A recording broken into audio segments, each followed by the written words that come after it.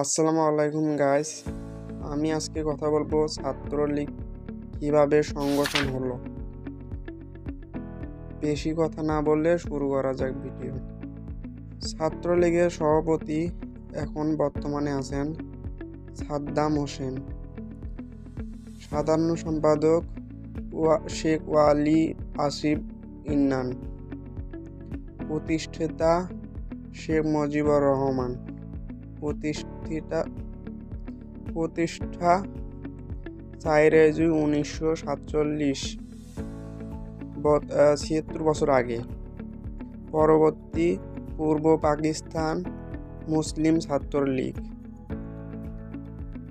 এখন বলি কিভাবে এটা সংগঠন হলো। বাংলাদেশ ছাত্রলীগ বাংলাদেশের এটি প্রধান রাজনৈতিক ছাত্র গঠন একটি। ভারত বিভক্ত পূর্ব বাংলার উদ্বোধনের কিছুদিন পর এটি গঠিত হয়। এটি বাংলাদেশের আওয়ামী লীগের ব্রহ্মপুত্রী সংগঠন হিসাবে স্বীকৃত। এরকম ভিডিও আপনাদের যদি পছন্দ হয়ে থাকে তাহলে আপনারা আমাদের সাবস্ক্রাইব করে পাশে থাকতে পারেন।